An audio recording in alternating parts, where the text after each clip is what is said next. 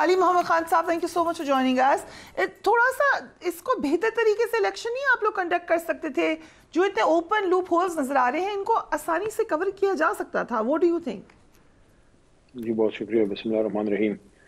اللہم صلی وسلم مبارک علی سیدنا محمد وعلی آل محمد. پاکستان کی سیاسی جماعتوں کا ایک مسئلہ رہا ہے بڑے عرصے سے کہ ان میں کوئی سسٹم نہیں ہے, اپنا انٹرنل میکینزم کہ اس میں فریش لیڈرشپ جو ہے وہ تھرو پراپر الیکٹورل پروسیس آ سکے.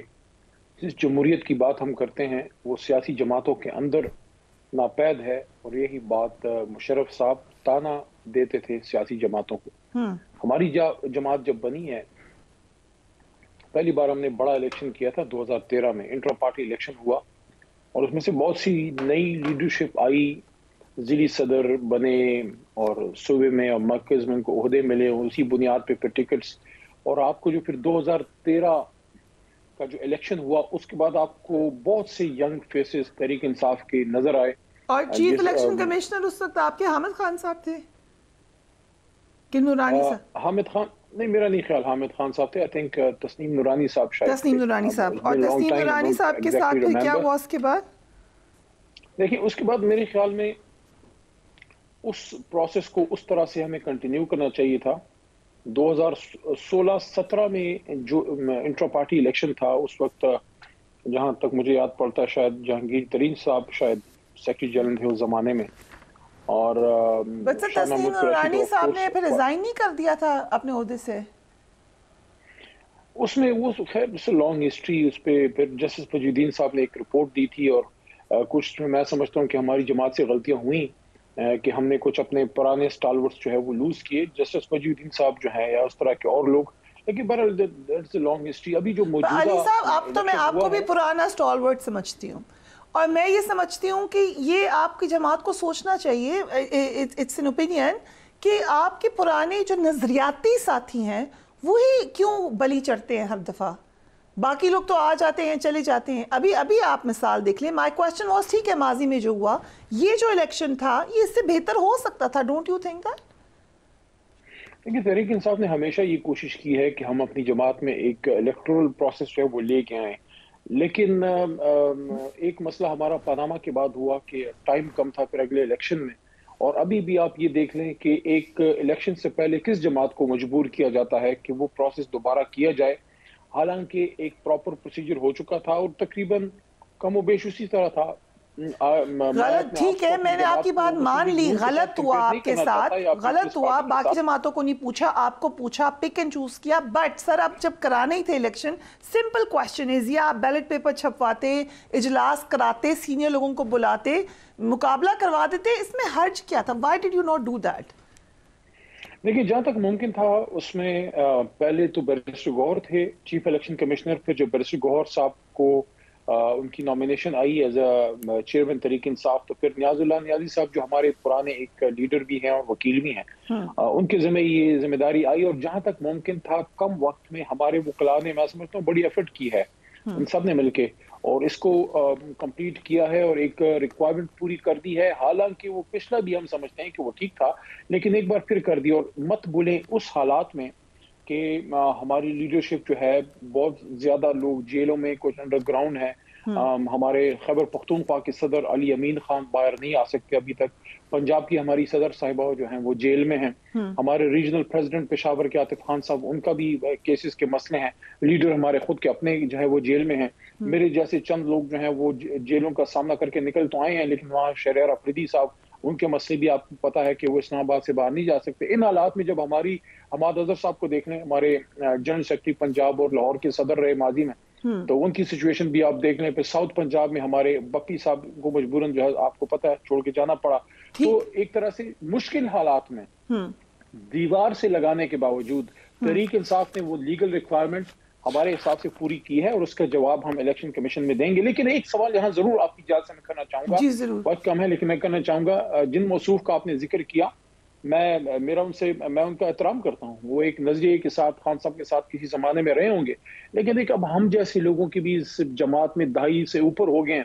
میں نے ان کو بصد احترام کبھی ایکٹیو نہیں دیکھا جماعت میں, اور اتنی مشکل ہم پہ آئی ہے اپنی تو بات نہیں کرتا جیل میں، لیکن جو میرے اور دوست جیل میں رہے، جو مشکلات آئیں، خواتین کے ساتھ جو ہوا، جو بہت سے لوگ شہید ہوئے، لیڈر پہ گولیاں چلی، پارٹی کے ساتھ جو ہوا، کبھی بھی ان کی یہ آپ آواز اکبر نہیں ایس بابر کی بات کر رہے ہیں، یہ ان کو میسج دے رہے ہیں؟ ظاہر ہے، لیکن اب جب تحریک انصاف کی ایگزسٹنس کو خطرے میں ڈالا جا رہا ہے تو ایک بار پھر وہ اس طرف اپنا وزن ڈال رہے ہیں جس طرف ہمارے سیاسی جماعت کے مخالفین کھڑے ہیں.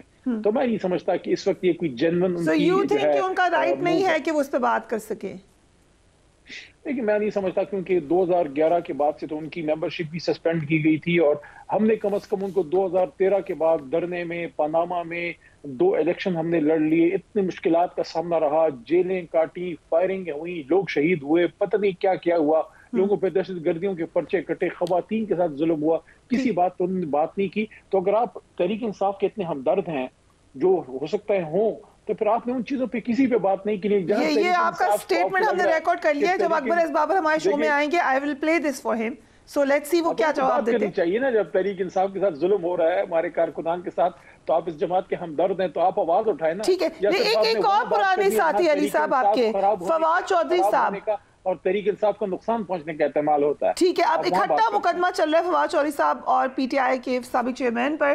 آپ کے خیال سے بات چیت ہوگی، اکٹھے بیٹھیں گے تو کیا فواد چودھری صاحب کی واپسی کا راستہ بن سکتا ہے؟ خان صاحب کا ٹیک ہے، خان صاحب اس پہ جو ہے وہ فیصلہ کریں گے، کیونکہ مشکل صورتحال میں جو لوگ تحریک انصاف کے ساتھ کھڑے رہے ہیں اور جو کسی بھی مجبوری کی وجہ سے ان کو جانا پڑا، تو اس کے بارے میں فائنل فیصلہ عمران خان صاحب خود کریں. What do you think؟ آپ بھی تو جیل گئے ہیں، آپ کا کیا اوپینین ہے اس بارے میں؟ دیکھیں، ہر کسی کا ایک برداشت کا لیول ہوتا ہے، ہو سکتا ہے کچھ لوگوں کا کم ہو، کچھ لوگوں کی مجبوریاں زیادہ ہوں. میں اس پہ کامنٹ نہیں کرتا. میں سمجھتا ہوں کہ خوشی میں کوئی بھی جماعت چھوڑ کے نہیں جاتا. تو آپ کے خیال سے ویلکم کر دینا چاہیے واپس؟ میرے خیال میں اگر کوئی کسی مجبوری میں گیا ہے، خوشی سے نہیں گیا، تو اس کے لیے ضرور کوئی سوچا جانا چاہیے جماعت میں.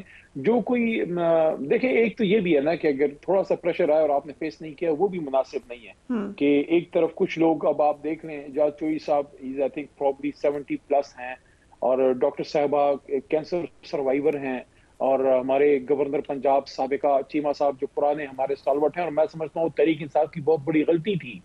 میں آپ کے پروگرام میں ایکسیپٹ کر رہا ہوں کہ گورنر چیمہ جو ہے ان کو بہت بعد میں ہم نے ذمہ داری دی، حالانکہ ان کو شروع میں ہمیں رسپانسبلٹی دینی چاہیے تھی. اور فارمر گورنر، کچھ عرصے میں واپس آنا چاہ رہے تھے. دیکھیں، یہ لوگ سارے کھڑے رہے ہیں، انہوں نے برداشت کیا ہے. ہمارے خیبر پختونخوا میں مثالیں ہیں، آپ ہمارے سابقہ اسپیکر صاحب جیل میں ہیں، برداشت کر رہے ہیں.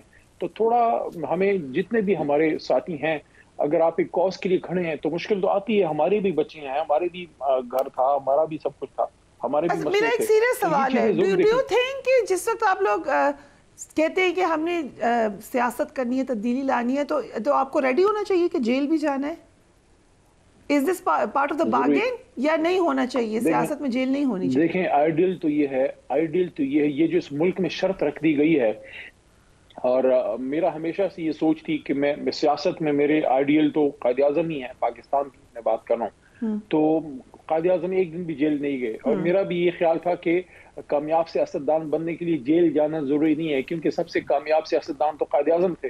لیکن ہمارے ملک میں یہ ایک معیار بنا دیا گیا کہ جب تک آپ جیل میں نہیں جائیں گے تو آپ سیاستدان نہیں بن سکتے. میرا یہ خیال تھا کہ میں اس روایت کو توڑوں گا، لیکن وہ نہیں ہو سکا. مجھے بھی جیل جانا پڑ گیا. آپ کے خیال سے آپ کامیاب ہو گئے ہیں ویسے ابھی؟ What do you think؟ دیکھیں، میرے خیال میں یہ غلط روایت ہے. کیا وجہ ہے کیوں آپ کو جیل جانا پڑے؟ لیکن ہمارے ملک میں سسٹم ایسا ہے کہ اس میں جو ہے ظلم ہوتا ہے، اور بے گناہ اور گناہ گار کا فرق جو ہے وہ یہاں نہیں ہے. اور غلط یہ روایات ہیں کہ آپ کو لازماً جیل جانا ہے. آپ اگر مجرم ہیں، آپ نے کوئی غلط کیا تو پھر آپ کو جیل جانا چاہیے. اگر آپ حق میں ہیں، آپ ملک کے لیے کام کر رہے ہیں، آپ دین کے لیے کام کر رہے ہیں، آپ اپنے اداروں کے ساتھ کھڑے ہیں، آپ نے کوئی قانون نہیں توڑا، کیوں آپ جیل جائیں؟ لیکن کچھ لوگوں نے، علی صاحب، کچھ لوگوں نے تو واضح طور پہ قانون توڑا. 9 مئی میں they created havoc. My question is sir کہ کیا جو 9 مئی میں ملوث ہیں یا ذرا بھی ریموٹلی شبہ ہے، ان کو ٹکٹس تو نہیں ملنے چاہیے نا؟ آپ کلیئر ہے اس بارے میں؟ دیکھیں، اگر جس کسی نے غلط کام کیا ہے اس پہ پروو ہوتا ہے، اس کو بالکل سزا ملنی چاہیے، لیکن وہ تو 100 میں سے 1% بھی نہیں ہوں گے نا، وہ تو کم ہوں گے۔ باقی نے کیا قصور کیا ہے جو پورے پاکستان میں ہماری تحریک انصاف کا بلیک آؤٹ ہے؟ اب خدا خدا کر کے کچھ تھوڑے سے کنونشنز کی اجازت نہیں، لیکن اس میں بھی ایک ڈرامہ ہے، اس میں بھی ایک مذاق ہے کہ آپ یہ دیکھیں کہ دیر میں کنونشن ہوا تو اس میں جنید اکبر خان نے بھی شرکت کی، باقیوں نے بھی کی، تو کیا صرف جنید نے شرکت کی تھی جو بیچارہ جیل میں پڑا ہے؟ باقیوں نے بھی کی تھی۔ تو جنید جو ہے وہ بیچارہ جیل میں 2 ٹائمز MNA، ہمارے مردان میں کنونشن ہوا 144 لگا، لوگوں پہ پرچے کٹے، سوابی میں کنونشن ہوا 144 ہوا، پرچے کٹے، اس سے ایک دن پہلے کسی اور جماعت نے کیا، ان پہ نہیں کٹے۔ بلکہ یہ بھی ایگزامپلز موجود ہیں کہ ایک ہی دن میں ہم لوگوں پہ 144 کا پرچے کٹ جاتے ہیں اور دوسروں پہ نہیں، اسی دن کہیں اور اسی شہر میں۔ Okay, but can we now say کہ اب جیسے کنونشنز ہو رہے ہیں، تیمور جھگڑا صاحب نے خطاب کیا، اب حالات بہتر ہو گئے ہیں، آپ لوگوں کو موقع مل رہا ہے؟ دیکھیں، ہم تو 2 باتیں اس میں دیکھنی پڑیں گی۔ نمبر 1 کہ آپ جب کنونشن کرتے ہیں یا جلسہ کرتے ہیں تو کیا آپ 144 لگتا ہے وہاں، یا جلسے کے بعد آپ پہ پھر گمنام پرچے کٹتے ہیں؟ دوسری چیز، what about Punjab, what about Sindh? کیا ہمیں صرف پاکستان کے ایک علاقے، مخصوص علاقے پختونخوا میں تھوڑی سی اجازت ہے، وہ بھی مخصوص جگہوں پہ، یا پورے پاکستان میں تحریک انصاف جو ملک کی سب سے بڑی جماعت ہے اس کو اجازت ہے؟